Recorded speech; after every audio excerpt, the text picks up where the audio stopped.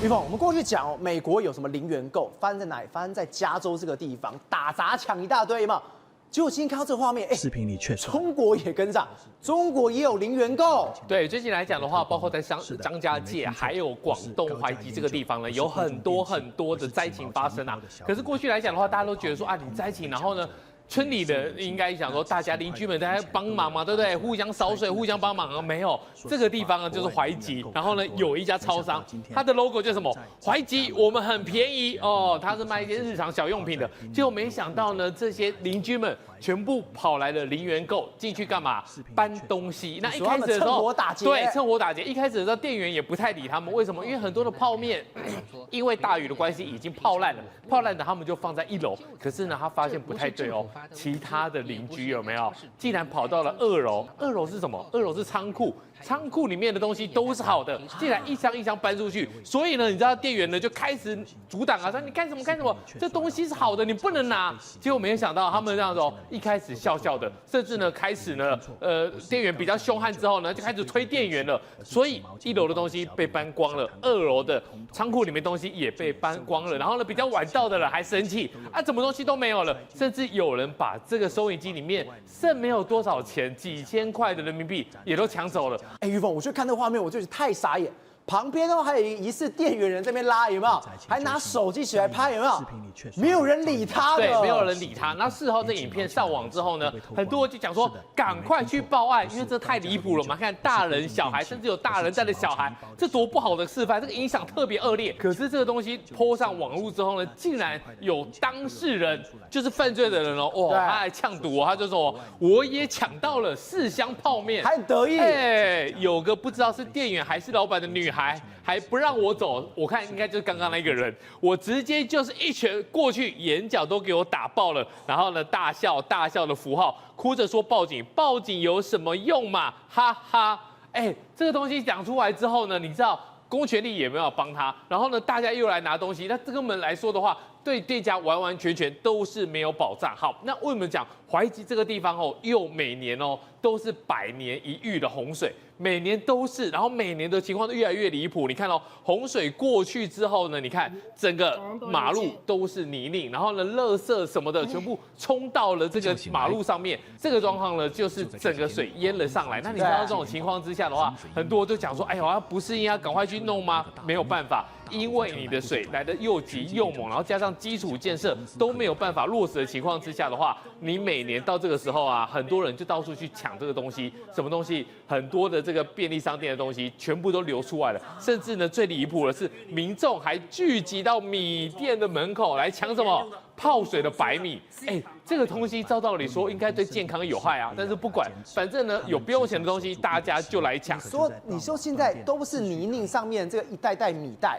全部都是米，然后每个人都要抢，对，每个人都要抢，就表示一件事情，根本没有人在帮忙他们啊。对，然后呢，饭吃了。问题是这种情况之后，几乎是每年都会来一次。但每年都会来一次的话，那你说淮吉这些地方该怎么办？当局你有没有一些做法？有，他们也有发新闻稿哦。他说吼，你知道吗？这个淮吉哦，全面恢复生产生活，什么意思？我们刚才不是讲了吗？大水淹了进来，然后呢停水停电。啊，怎么会一个全面恢复生活？你看一下他怎么讲的哦。你看到淮吉大部分的地区已经复电了，从断电到全面复电不到60个小时。对啊，60个小时，60个小时，很了不起吗？对啊，60个小时，感觉上如果对大家的想法是觉得哇。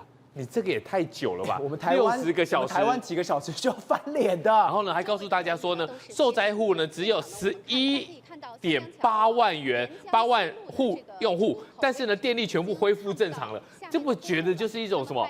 丧事喜办的感觉吗？有没有停电？有停电，有没有复电？有复电，只是呢，只有11万户，哎，11万户很多了吧？然后呢，只花了60个小时，60小时也太久了吧？你们讲的好像很快就恢复电力，很快就让我们恢复生产，可是你知道吗？淮吉就是我们刚才讲的那个地方，对，3户才领1份物资，你知道吗？这个东西拿出来，2个泡面，2瓶这个矿泉水，然后呢几个面包，你会觉得说这给1户人家好像都不太够吧？没有，这个是什么？农夫山泉2瓶，然后呢方便面2碗，这个是3户。3家人可以共享的哦。那这个东西来讲的话，我们一家人到灾后第4天你才吃到这个东西。对啊，然后我们一家人都不够了，你竟然还只给这样子。好，然后呢2、3天只能领到2颗面包，所以呢民众的感受可能跟官方的说法好像不太一样。只是如果每年都来一次，然后呢从以前的这些抢大米、抢白米到现在来讲的话，零元购，那不赶快去处理的话，恐怕对怀集来说的话，以后还会有更多的伤害。我觉得现在最可怕是什么？零元购除了刚刚怀集之外，我想说可能是因为灾区需要，没有。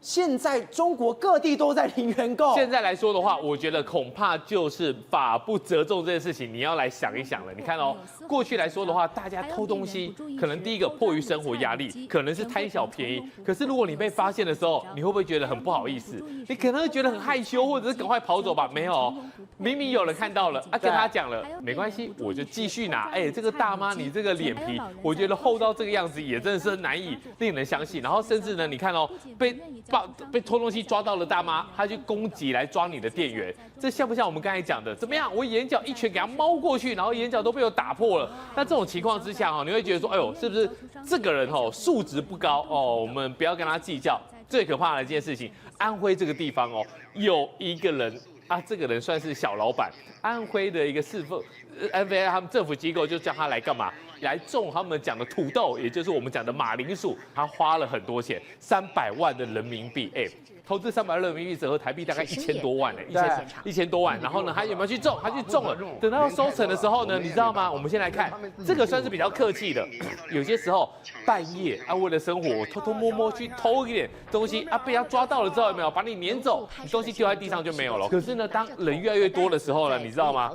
白天化日啊，白天也就来了。然后呢，白天的人更凶悍他就觉得说，哎呦，你说我是偷，我这哪是偷？你们的土豆掉在地上了。马铃薯就长在地上的他们就说我捡你的，我不是偷你的。全部人，我们后面刚刚全部人都是来拿土豆的，来偷土豆的。所以呢，他这50亩的地占了这么多的马铃薯，然后呢，大家就来，你知道吗？这个老板说呢，我被偷了大概是，不能说是偷，我被他们捡走了大概是100万斤所以这种情况之下的话，恐怕会很多地方都会有这一种零元购。